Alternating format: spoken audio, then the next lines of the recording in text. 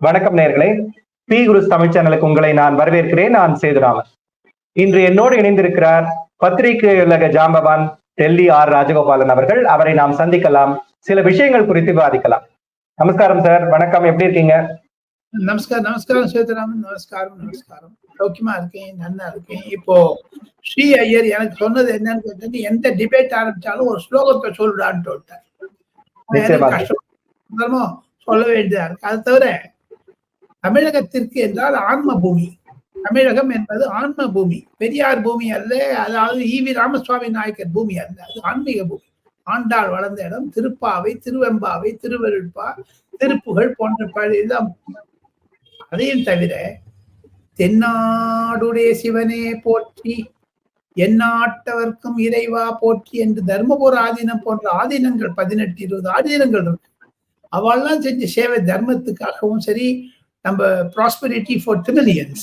அதையும் தவிர ஆண்டாள் திருப்பாவை, அன்னவயல் உதுவை ஆண்டாள் அரங்கற்கு பன்னு திருப்பாவை பல்பதியும் இன்னிசையால் பாடி கொடுத்தால் நற்பாமாலை பூமாலை சூடி கொடுத்தாலை சொல்லு சூடி கொடுத்த எப்படி எல்லாம் போகுது. அதே மாதிரி கந்த சஷ்டி இருக்கக்கூடிய ஒரு இம்பார்ட்டன்ஸ். நரசிம்ம அஷ்டத்துக்கு கந்த சஷ்டிக்கு நான் இணைச்சு பார்த்தேன். I want to have a fusion on that. ஒரு பி குருல ஒரு நாள் செப்பரேட்டா அதை வச்சுக்கலாம். இப்ப பாருங்க, கந்த சஷ்டியில சேதுராமன் ஒரு அங்கங்களுக்கெல்லாம் ஒரு கண்ணு, மூக்கு, வாய் எல்லாத்துக்கும் ஒரு பிரைஸ் பண்றா, பெருமாளை பிரார்த்தனை பண்றா, ஆண்டவனை கொடுங்க. அதே மாதிரி நரசிம்ம அஷ்டத்தை இருக்கு.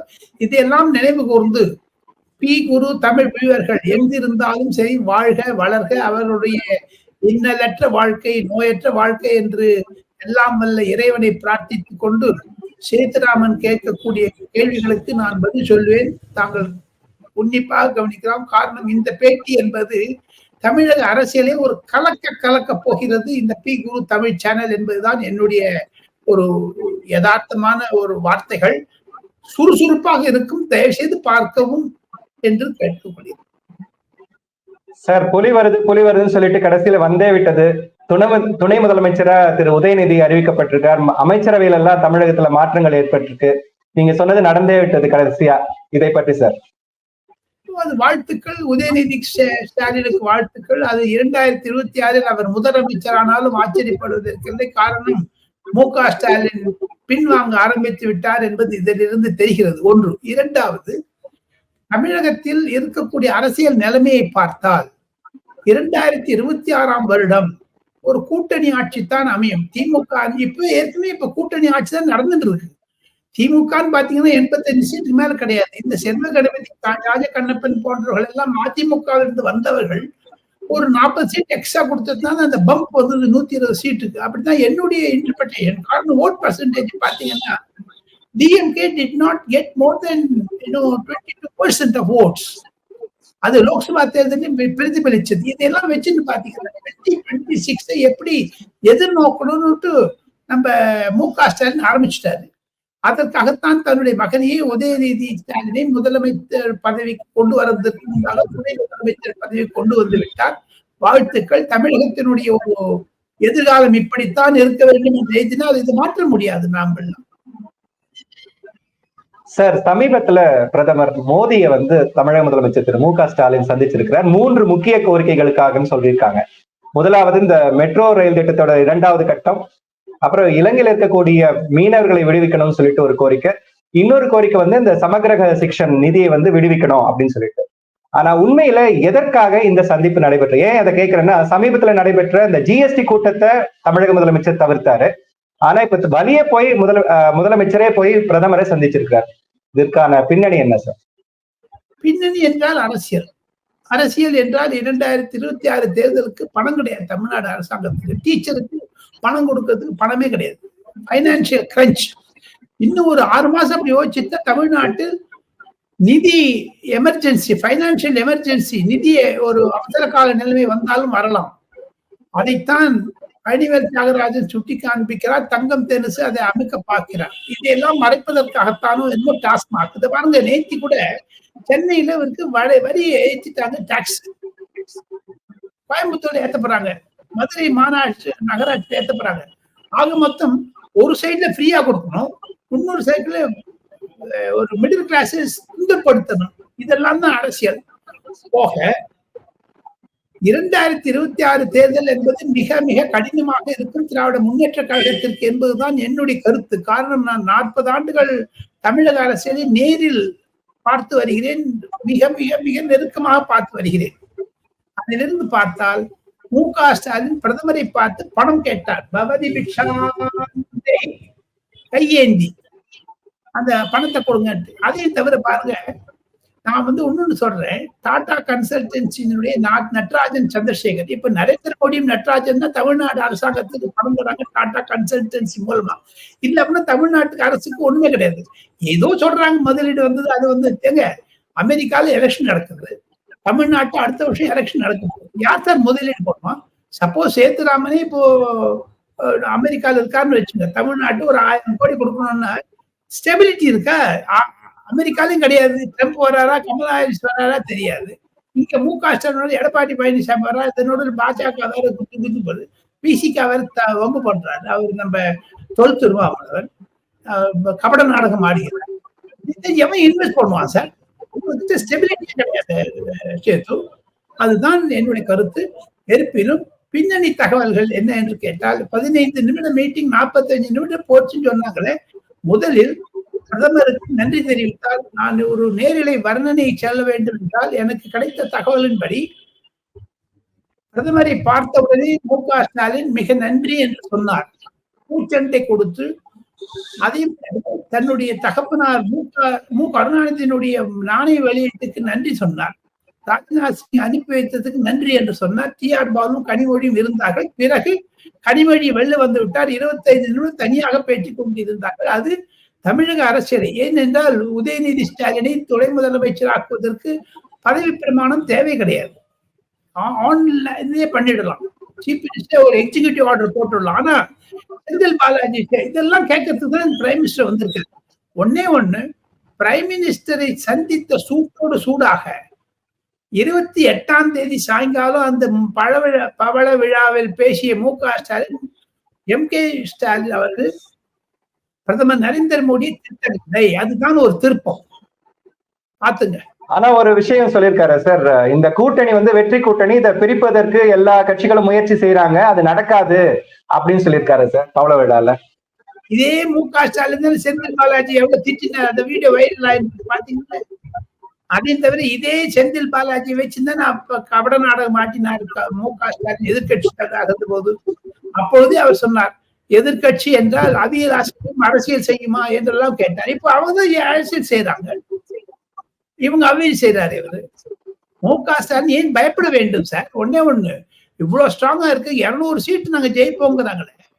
200 சீட் திமுக ஜெயிச்சா மீதி 34 தான் பெப்பேன்னு போடுவாங்க. இல்ல, அதுக்காக தான் பயந்துட்டு இருக்காங்க. ஒண்ணு, மு கருணாநிதியினுடைய மகன் மு.க. ஸ்டாலின் இந்துத்துவாவிற்கு மிக மிருதுவாக போகிறார், சாஃப்ட் இந்துத்துவாவை எடுக்கிறார் என்ற ஒரு குற்றச்சாட்டின் பேரில் தான் விடுதலை கட்சிகள் எல்லாம் திமுகவை நெருக்க பார்த்தார்கள், பிரஷரைஸ் பண்ண பார்த்தார்கள், அழுத்த பார்த்தார்கள்.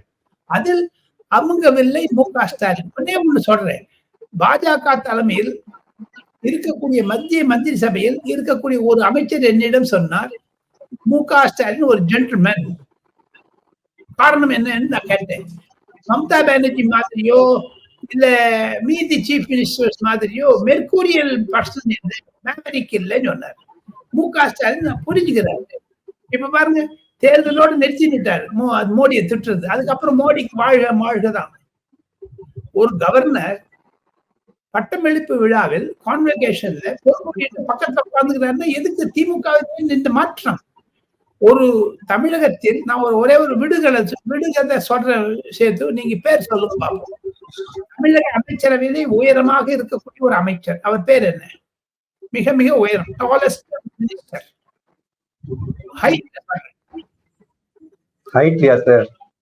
அவர் ஒரு அதிகாரி. அவர் பெரிய பதவியில், மத்திய அரசாங்கத்தில் மிகப்பெரிய பதவியில் இருப்பவர். அவர் தமிழ்ல பேசினாங்க. பேசினது ஒட்டு கேட்டாரு. நான் அந்த 2 பேர்ட்டு நான் பேசினேன். என்ன சார் இந்த மாதிரி ஒரு பேசினாங்களே, உண்மைதான்? ஆமா. அப்ப அந்த உயரமாக இருக்கக்கூடிய மந்திரி மு.க. ஸ்டாலின் அமைச்சர்கள் இருக்கக்கூடிய மந்திரி, டெல்லியில் உயரமாக இருக்கக்கூடிய பதவியில் இருக்கக்கூடிய அவர் பேசுகிறார்கள். எங்களிடம் மத்திய அரசாங்கத்தை திட்ட வேண்டாம், சாஃப்டா இருக்கலாம். முருகன் மாநாடு நடத்தின பிறகு எங்களுக்கு ஒரு நல்ல புரிதல் வந்து விட்டது. ராகுல் காந்தி மத்திய அரசாங்கத்தில் மத்திய இதுல பார்லிமெண்ட்ல எல்லாம் அவர் பேசுறது தப்பு, நாங்க டிஎம்கே வில் நாட் சப்போர்ட் என்றெல்லாம் சொல்லி இருக்கிறார். சோ அந்த பின்னணியில் பார்த்தார் திமுக ஒருவேளை சரணாகதி அடைந்து விட்டதோ மோடியிடம் என்ற ஒரு நோக்கம் கூட வர ஆரம்பித்து விட்டது. நல்ல கார்த்திக் சிதம்பரம் பேசுறாரு, உங்களுக்கு பவர்ல ஷேர் வேணும்னுட்டு திருமாவளவர் பேசுறாரு. அந்த ஒரு நம்ம விசிகாவுடைய பொதுச் செயலாளர் ஆதவ் அர்ஜுனா வந்து பேச விட்டாரு. என்ன அர்த்தம் இதெல்லாம்? எல்லாரும் கேட்கறாங்க, இந்த ஆதவ் அர்ஜுனா ஒரு ரெட்டியாரு, அவர் இதுவே இல்லை, தலித்தே இல்லைன்றாங்க. எதுக்கு வச்சிருந்தீங்க கட்சியில? அவர் ஒரு லாட்ரி கிங்கனுடைய ரிலேட்டிவ் சொல்றாங்க, மார்டினுடைய ரிலேட்டிவ். இதெல்லாம் என்னத்துக்கு வச்சிருக்காங்க? ஆக மொத்தம் திமுகவில் இருக்கக்கூடிய கபலம் நடக்கிறது. 2024 அக்டோபர் மாதம் ஒரு திருப்பு முனையாக இருக்கும். 2 மாநாடுகள் நடக்க இருக்கின்றன. ஒண்ணு விடுதலை சிறுத்தை மாநாடு, அதுல என்ன தீர்மானம் போட்டாலும் சரி, 27ஆம் தேதி விஜய் என்ன தீர்மானம் போட்டாலும் சரி, அது மத்திய அரசாங்கத்திற்கு எதிராக இருக்கும். இந்த தமிழக கூட்டணியே நேற்று சீஃப் மினிஸ்டர் பேசிட்டு ஒண்ணு சொன்ன, கொஞ்சம் இடம் விட்டா உள்ள வந்துடுவாங்க, அது பயப்படுறாரு. ஜம்மு காஷ்மீர்ல பாஜக வெற்றி அடையக்கூடிய ஒரு வாய்ப்பு இருக்கிறது என்று பார்த்து கொண்டுதான் ஹரியானாவில் இருக்கக்கூடிய தேர்தல் நிலவரம் கண்டிப்பாக நரேந்திர மோடியினுடைய பெயரில் மண்பு பண்பு மரியாதை இன்னும் இருக்கிறது. அதற்காகத்தான் ஹரியானாவிலும் பஞ்சாபிலும் ஜம்மு காஷ்மீரில் பாஜக வெற்றி அடைந்து தேர்தல் குறிப்பின்றன.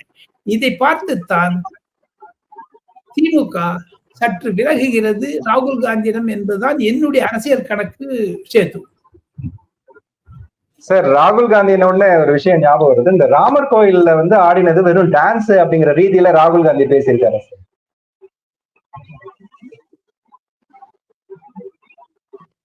வேண்டாமா சார்? வேண்டாம் சொல்ல, அது பேசுறதுக்கு நம்மளுக்கு தகுதி கிடையாது. ராகுல் காந்தி அவ்வளவு பெரிய ஆளு. அவரை பத்தி காமெண்ட் பண்றதுக்கு எனக்கு இருக்கக்கூடிய பத்திரிகை தொழில் இருக்கக்கூடிய சர்வீஸ் கூட ராகுல் காந்திக்கு அரசியல்ல இருந்தேன்னு நினைக்கிறேன். அவர் ஒரு உளறுவாயன் என்று தான் நான் நினைக்கிறேன். ஏதோ வளர்றாரு, யாருக்காக பேசுகிறார் என்று தெரியவில்லை. இந்துக்களை எதிர்த்து பேசினால் ஒருவேளை இதை பாருங்க, தமிழ்நாட்டுக்கு வந்தா செப்பரேட் நாடுன்னு அகிலேஷ் யாதவ் சொல்றத காதல வாங்கிட்டு அகிலேஷ் யாதவ் என்ன சொன்னாரோ டே பிஃபோர் எஸ்டர்டே, அது எஸ்டர்டே ஹி வாமிட்டட் இட் அவுட்.